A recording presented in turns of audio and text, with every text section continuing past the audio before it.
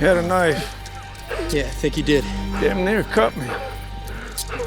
Dwight White's death in Dutton Ranch, Episode 5, wasn't just the most shocking moment of the season. It may have completely changed Carter's future forever. At first, Episode 5 seems to be slowing things down after the devastating cattle disaster from the previous episode. Rip takes on extra work to support his family, Beth makes a surprising business move with Beulah Jackson, and Carter finally experiences a rare moment of happiness when he introduces Oriana to his friend Dwight White and his beloved leopard Xena. For a brief moment, everything feels peaceful. Oriana gets to see a different side of Carter. Dwight instantly likes her, joking that she's going to break Carter's heart one day, but that it will be worth it. Looking back, that conversation feels much more important than it first appeared. It was one of the last pieces of advice Dwight would ever give. As the day continues, Carter avoids home once again and spends more time with Dwight. The two talk, drink beer, and enjoy another quiet evening together. But beneath the calm atmosphere, Dutton Ranch is secretly building toward tragedy. Then everything changes. As darkness falls, flashing police lights appear in the distance. The moment Dwight sees them, he immediately knows something is wrong. Instead of acting confused, he panics and starts running. His reaction suggests this wasn't an ordinary police visit. He seems to understand that whatever is about to happen has already been decided. Seconds later, a gunshot echoes through the night.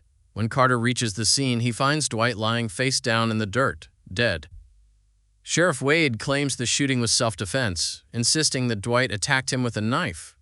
But the episode quietly reveals a major problem with that story. Carter can clearly see Dwight's knife still secured in its holder. Dwight wasn't holding it. He wasn't attacking anyone. More importantly, he was shot while running away. The evidence doesn't match Wade's version of events. This is why many viewers believe Dwight wasn't killed, because he posed a threat. He was executed because he was an easy target. Throughout the season, Dwight has been portrayed as a flawed man with a troubled past, but never as a violent danger. He stole things, made mistakes, drank too much, and lived outside society's rules, but he also cared deeply for Carter and his animals. He was one of the few adults who treated Carter with genuine respect. That's what makes his death so heartbreaking. The real emotional focus of the episode isn't Dwight's death itself. It's what happens to Carter afterward. When Wade begins listing Dwight's criminal history, trying to justify the shooting, Carter doesn't argue. He simply says, "He was my friend." It's one of the most powerful moments in the episode because it cuts through every excuse. Carter understands that Dwight wasn't perfect, but he also understands that none of his mistakes deserved a death sentence. The sheriff quickly realizes Carter isn't buying the story. That's when the conversation becomes something much darker. Wade openly threatens him. He warns Carter about asking questions and reminds him what happened to Dwight. The message is clear: stay quiet or you could be next. For the first time, Carter comes face to face with real corruption. Up until now, he still had some faith in authority figures. Episode 5 destroys that innocence completely. The sheriff isn't protecting people, he's protecting himself. And Carter knows it. What makes this scene even more disturbing is that Carter may have been only seconds away from sharing Dwight's fate. When Wade initially points his rifle toward him, the situation feels incredibly dangerous. Had another officer not stepped in, things could have ended very differently. In the end, Carter chooses survival. Instead of exposing Wade, he agrees to stay silent.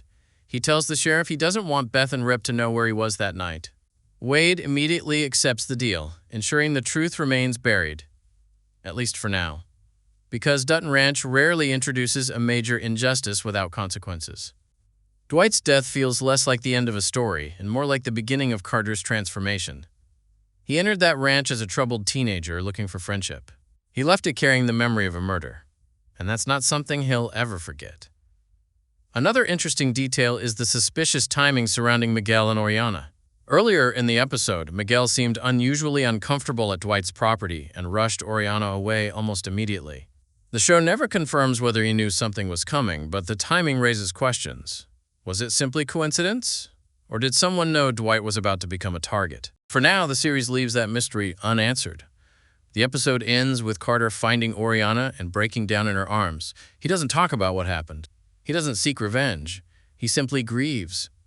It's a powerful reminder that, despite everything he's endured, Carter is still just a kid who watched his closest friend die.